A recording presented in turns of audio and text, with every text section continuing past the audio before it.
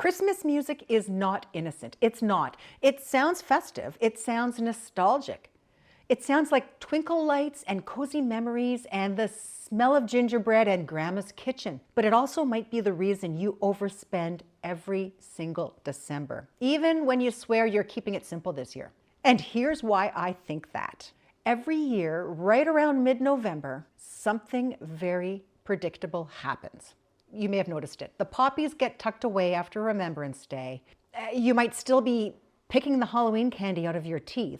And then, bam, Mariah Carey, fully thawed and singing at you from every speaker in the country. Last week, Dean walked in from the grocery store looking almost offended and announced that the local Foodland was already playing Christmas music in mid-November. And I just thought, of course they are. And doesn't it feel like it gets earlier every year? I have a long-standing hypothesis that early Christmas music isn't about holiday cheer at all. It's about getting us to spend more money. And I have a personal story that proves it. Now, I'm not a scientist or a marketing expert. I don't have a PhD in retail manipulation, although honestly, someone does, somewhere, I know it. But I do have eyes and ears and a suspiciously long trail of December receipts. And there's one story that still haunts me. One year, one magical unicorn of a year, I actually finished all of my Christmas shopping early. Everything was wrapped. Everything was baked and decorated. Everything was ready to go. I was basically the CEO of Christmas that year. Mrs. Claus would have been like, wow, tone it down a bit, Jenny. You're making us all look bad here. And then one random afternoon in mid-December, I found myself at the mall. I couldn't tell you why. I don't remember the exact reason. Maybe I needed tape. Maybe I was meeting a friend for coffee. Maybe I just wanted to be in a space with thousands of shoppers frantically crossing items off their lists. I don't know. I don't remember. But the second I walked in, the music hit me. That soft, twinkly, nostalgic soundtrack that tricks your brain into thinking that everything is magical and you should probably buy matching pajamas for the entire family. And before I knew it, I had a shopping bag in my hand. Then too.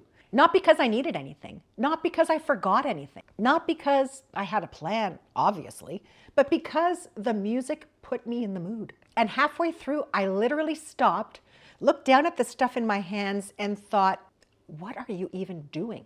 You're done. There's nothing left to buy. And that's when it hit me. It wasn't me. It wasn't lack of discipline. It wasn't bad planning. It was the music. Those jingle bells had pulled me right back into shopping mode. Let's all just take a moment here and acknowledge it. Retailers know exactly what they're doing. In Canada, nothing happens before November 11. But the second Remembrance Day is done, the poppies get put away and the candy canes come out.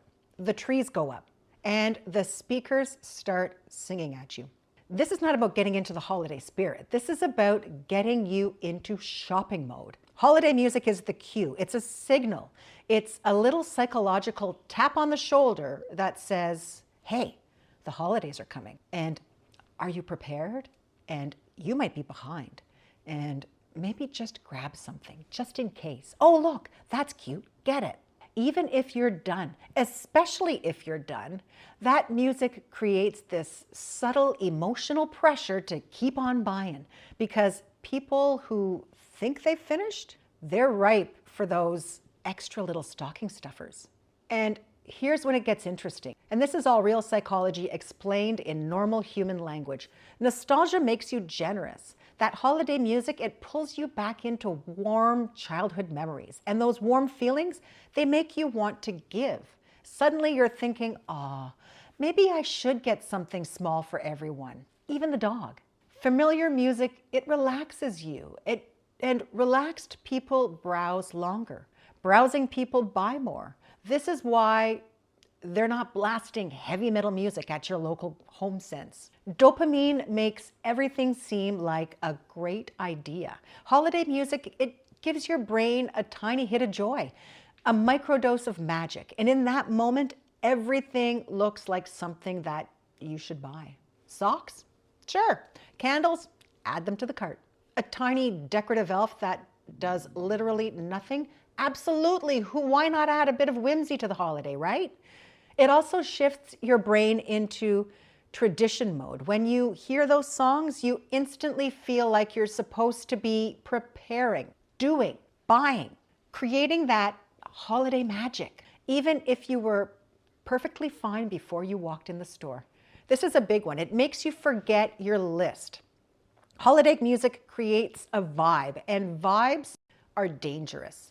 Vibes override logic. That's how you end up with 6 rolls of wrapping paper, even though you promised yourself you'd use up the leftovers from last year. This isn't just about overspending.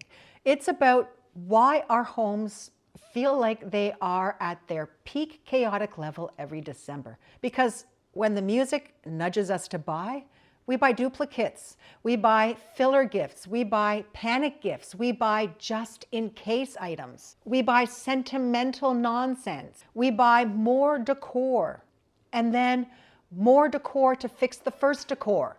And all of it becomes January decluttering projects, closet overflow, donation bags, regret piles.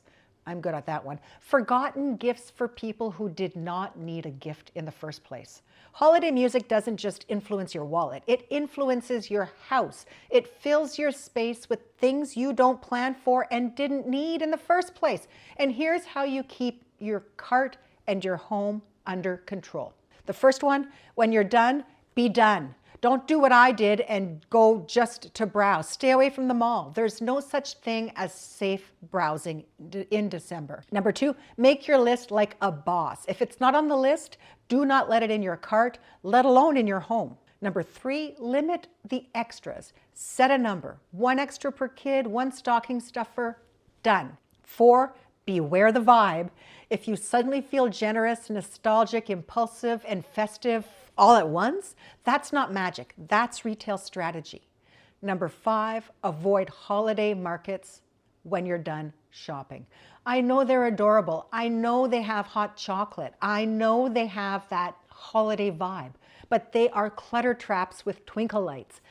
Go for a snowy walk or a drive through your neighborhood to look at the Christmas lights instead. Number 6, pause before anything that looks cute. If the word cute leaves your mouth, put it down. End of rule. Holiday music is lovely. It's nostalgic. It makes everything feel magical. But once you understand what it does to your brain and your shopping habits, you can actually enjoy the season without getting pulled into the vortex. You get to choose what comes into your home. You get to choose what you say yes to. And that makes the holidays feel calmer, lighter, and genuinely more joyful. If this made you rethink your holiday shopping, you need to watch my video on how consumer culture quietly pushes you to buy more and why your home feels chaotic because of it. Watch that one next. I'll see you over there.